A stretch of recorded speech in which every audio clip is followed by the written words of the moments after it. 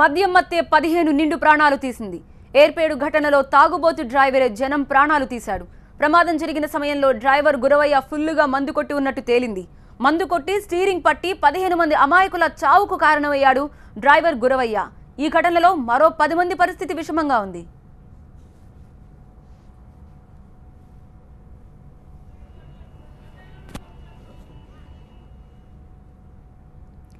మద్యం మత్తులో లారీ నడపడమే కాదు, అసలు గురవయ్యకి హెవీ వెహికల్స్ డ్రైవింగ్ లైసెన్స్ కూడా లేదు. కేవలం కార్ డ్రైవింగ్ లైసెన్స్ తోనే లారీ నడిపేస్తున్నాడు. లారీ నడిపే అర్హత లేకపోయినా అధికారుల నిర్లక్ష్యం అండగా కార్ డ్రైవింగ్ లైసెన్స్ తోనే లారీ నడుపుతున్నాడు.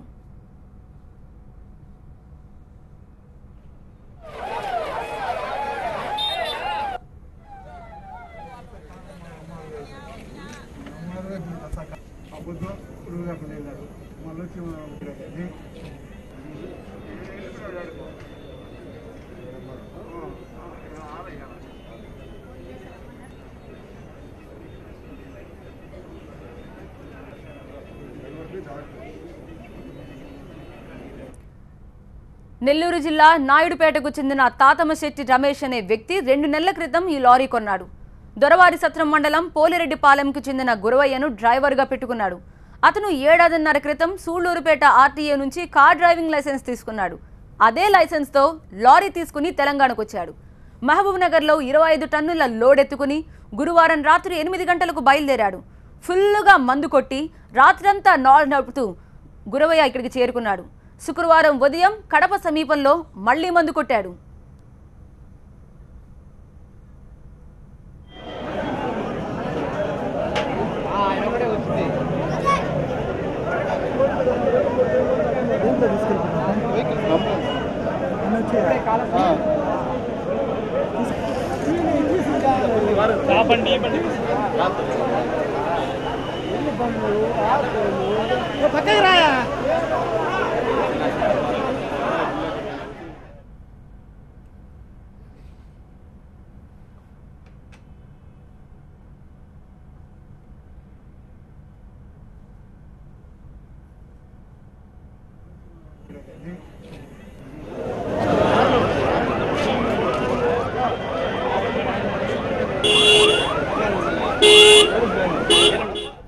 మద్య మత్తులోనే ఏర్పేడుకొచ్చిన గురవయ్య స్టీరింగ్ పై అదుపు కోల్పోయాడు. జనాన్ని చూసి బ్రేక్ వేయాల్సిన వాడు యాక్సిలేటర్ నొక్కాడు. ఇంత విధ్వంసానికి కారణమయ్యాడు. సాధారణంగా 2 పెగ్గుల మద్యం తాగితే రక్తంలో 30 mg లిక్కర్ శాతం చూపిస్తుంది. కానీ గురవయ్య శరీరంలో లిక్కర్ పర్సెంటేజ్ 287 mg కనిపించింది. అంటే ఏ రేంజ్లో గురవయ్య మందు తాగాడో అర్థం చేసుకోవచ్చు. చిత్తూరు జిల్లా ఏర్పేడు మండల కేంద్రంలో నిన్న మృత్యువు లారీ రూపంలో దూసుకురావడంతో 15 మంది చనిపోయారు. హాహాకారాలు, ఆర్తనాదాలతో ఆ ప్రాంతమంతా దద్దరిల్లింది. తిరుపతి నుంచి శ్రీకాళహస్తి వైపు వెళ్తున్న లారీ ఏర్పేడ్ పోలీస్ స్టేషన్ దగ్గర అదుపు తప్పి ఓ విద్యుత్ స్తంభాన్ని ఢీకొట్టింది. అప్పటికీ ఆగలేదు. పక్కనే ఉన్న వాహనాల్ని ఢీకొడుతూ పోలీస్ స్టేషన్ దగ్గరున్న మనుషులపైకి దూసుకెళ్లింది. లారీ విద్యుత్ స్తంభాన్ని ఢీకొట్టడంతో ప్రమాద తీవ్రత పెరిగింది. లారీ కింద నలిగిపోయి కొందరు, విద్యుత్ షాక్తో ఇంకొందరు బలైపోయారు. ఈ ఘటనలో 15 మంది మృతి చెందగా మరో 25 మందికి తీవ్ర గాయాలయ్యాయి. వీరిలో 10 మంది పరిస్థితి విషమంగా ఉన్నట్టు వైద్యులు చెప్తున్నారు.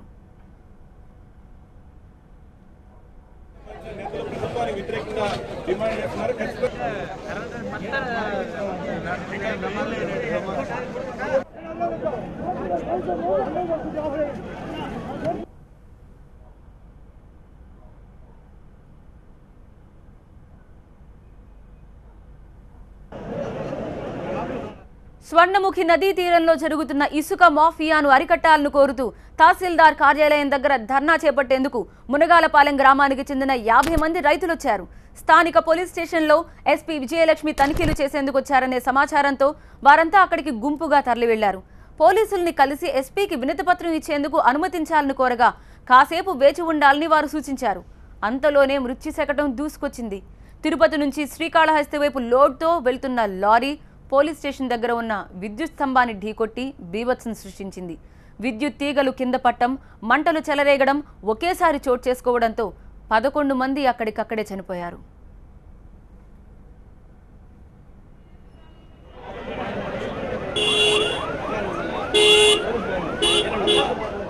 గారు సర్ది చెప్తాను. సర్ది చెప్పే సమయంలో ఈ దుర్ఘటన జరిగింది. మా వాళ్ళు పంగొట్టుకున్నాం. 20 మంది మహిళా రైతులు కూడా ఉన్నారు దాంట్లో.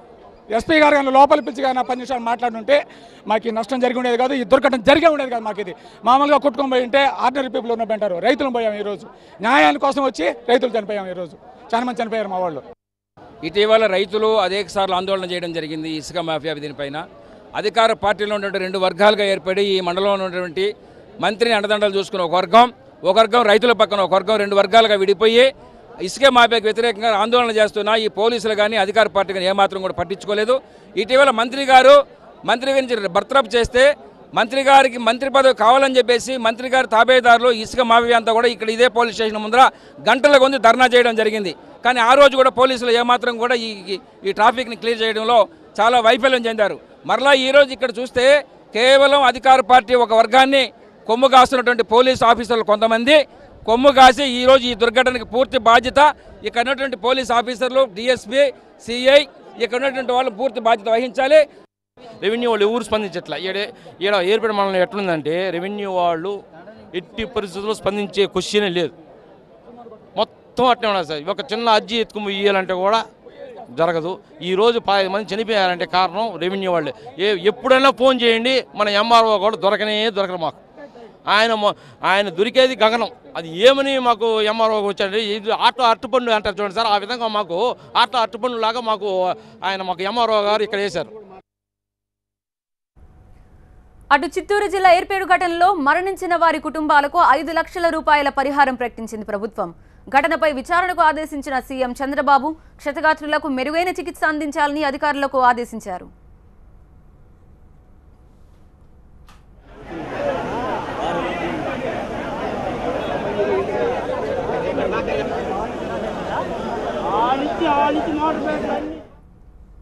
విధంగా క్యాబినెట్ మీటింగ్ అయిన వెంటనే నన్ను కూడా ఇక్కడికి ముఖ్యమంత్రి గారు పంపిస్తాం జరిగింది. ఇది జరగాల్సింది కాదు, కానీ జరిగింది. గ్రామస్తులు ఎవరైతే గ్రామం కోసం పోలీసుల దగ్గరికి వెళ్ళి వాళ్ళతో గ్రామ సమస్యల గురించి మాట్లాడుతున్నారో, ఎవరైతే చనిపోయారో వాళ్ళకి 5 లక్షలు కాకుండా అడిషనల్ ఇంకొక 5 లక్షలు ఎక్స్గ్రేషియా ముఖ్యమంత్రి గారు పొద్దున ప్రకటించడం జరిగింది. అదేవిధంగా వాళ్ళు చాలామంది తెలుగుదేశం పార్టీ కార్యకర్తలే, వాళ్ళకు కూడా 2 లక్షల రూపాయలు ఇచ్చి పార్టీ చొప్పున తప్పనిసరిగా ఆదుకుంటాం, దానికి ఎలాంటి సందేహం లేదు. ఇంకో పక్కన నేను కలెక్టర్ గారిని, ఎస్పీ గారిని కూడా కలుస్తాం జరిగింది పొద్దున. మొత్తం జరిగిన సంఘటన మీద విచారణ చేస్తున్నాం. ఎవరైతే తప్పు చేశారో తప్పనిసరిగా వాళ్ళని శిక్షిస్తాం, పార్టీలు అతీతంగా శిక్షిస్తామని చెప్తున్నాం. Thank you.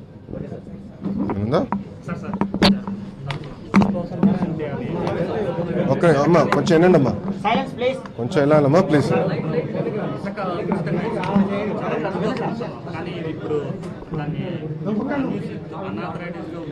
ఇప్పుడు ప్రభుత్వం మీరు గమనిస్తే దాదాపు 2 సంవత్సరాల ముందరనే ఇసుకని ఫ్రీ చేసాం ప్రభుత్వం. ఎక్కడ మనం పెట్టలా.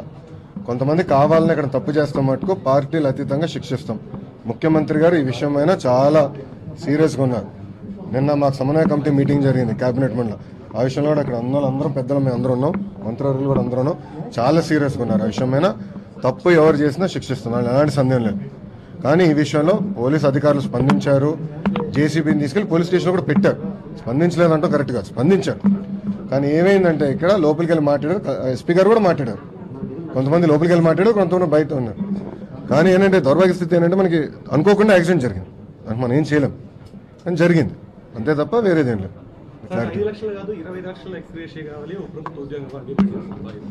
ఇప్పుడు డిమాండ్ చేసే వాళ్ళు డిమాండ్ చేస్తాం, బాధ్యతలుగా డిమాండ్ చేస్తే ప్రతిపక్ష పార్టీ డిమాండ్ చేస్తాం. వాళ్ళు ఒకసారి ఆలోచించాలి. రాజశేఖర రెడ్డి గారు బతుకున్నప్పుడు ఎంత ఇచ్చేవారో వాళ్ళకి తెలుసు. 1.5 లక్షలు ఎప్పుడు ఎక్కువ. తెలుగుదేశం ప్రభుత్వం వచ్చిన తర్వాత చంద్రబాబు నాయుడు గారు ముఖ్యమంత్రి అయిన తర్వాత ఇప్పుడు 10 లక్షలు ఇస్తున్నాం. 10 లక్షలు ఎవరి భారతదేశంలో ఏ ప్రభుత్వం ఇవ్వగానే 10 లక్షలు ఇస్తున్నాం. దాంట్లో తెలుగుదేశం పార్టీ కార్యకర్తలు అవుతే ఇంకా అడిషనల్ 2 లక్షలు వస్తాయి, అంటే దాదాపు 12 లక్షలు ఇస్తున్నాం. ఏ ప్రభుత్వం ఇవ్వట్లేదు. అందుకే దయచేసి సవరాజకీయాలు చేయకుండా ఉంటే బాగుంటుంది. సమస్య ఉంది, సమస్యలు పరిష్కారం చేద్దాం. అందుకని సవరాజకీయం చేస్తాం కరెక్ట్ గా.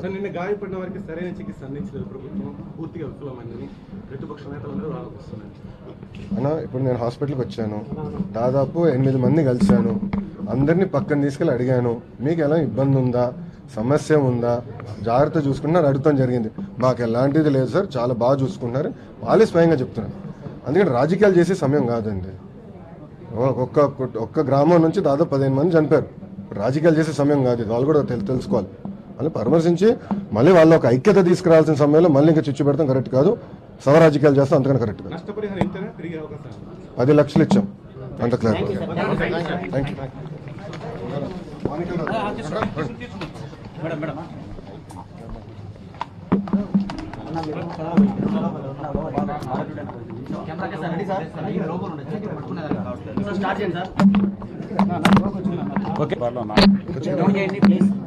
రైట్.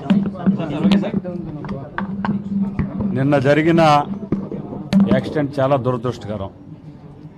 గ్రామానికి సంబంధించిన సమస్యను పరిష్కరించుకోవడం కోసం వచ్చిన వ్యక్తులు అక్కడ గుమికూడి ఉండటం, ఇప్పటికే ఆ రోడ్డు విస్తరణకు సంబంధించి కౌన్సిల్లో ఒక ప్రశ్న రావటం, దానికి ప్రభుత్వం కూడా స్పందించి ఆ ప్రాంతంలో క్రౌడ్ కారణంగా ఇబ్బందులు జరుగుతున్నాయనే దృష్టిని ఇప్పటికే పరిగణలోకి తీసుకోవటం కూడా జరిగింది.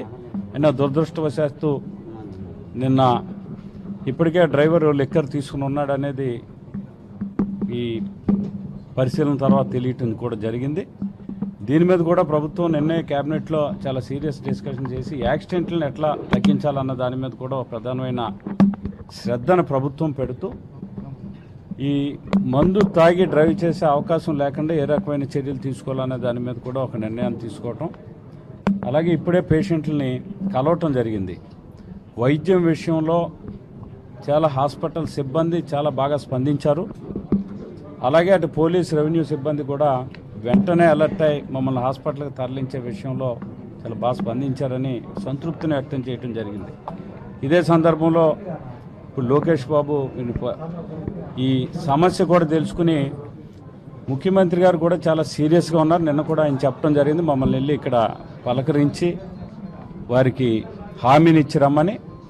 ఎలాంటి వ్యక్తులున్నా ఆ గ్రామం విషయంలో తప్పు జరిగిన విషయంలో ఉంటే కనుక వారిని క్షమించే ప్రశ్నే లేదు. తప్పనిసరిగా చట్టపరంగా వారి మీద తీసుకునే చర్యలకు ప్రభుత్వం అన్ని రకాల చర్యలు కూడా తీసుకుంటుందని ముఖ్యమంత్రి గారు స్వయంగా చెప్పడం జరిగింది.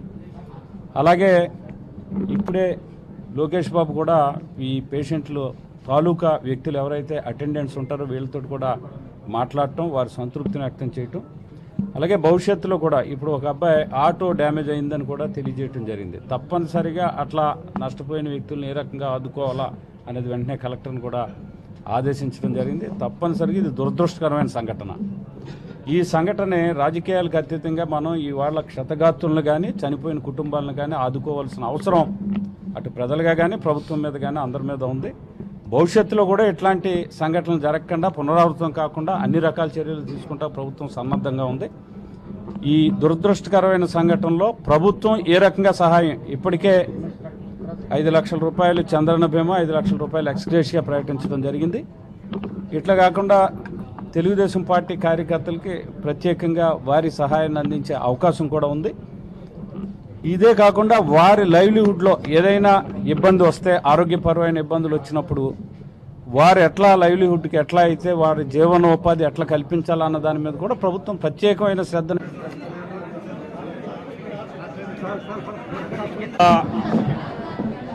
దురదృష్టకరమైన సంఘటన నిన్న ఎయిర్పోర్ట్లో జరిగిన సంఘటన. ఇది మొన్న అసెంబ్లీ సెషన్స్లో కూడా శాసన మండలిలో ఆ సెంటర్ విషయాన్ని కూడా బహుశా ఈ ప్రాంతానికి సంబంధించిన ఎమ్మెల్సీ డిస్కషన్ కూడా తీసుకురావడం జరిగింది. ప్రధానంగా అక్కడ రోడ్డు ఇరుగ్గా ఉన్న కారణంగా పదే ప్రమాదాలు జరుగుతున్నాయని. ఇక్కడ 2 రకాల విషయాలు. ఒకటి, ఆ గ్రామానికి సంబంధించిన సమస్య విషయంలో పరిష్కారం కోసం పోలీస్ స్టేషన్కి వచ్చి ధర్నా చేస్తున్న వ్యక్తులు. రెండోది, డ్రైవరు 1 కిలోమీటర్ ముందుగానే లిక్కర్ తీసుకుని డ్రైవ్ చేసిన కారణంగా ఈ ప్రమాదం జరిగింది.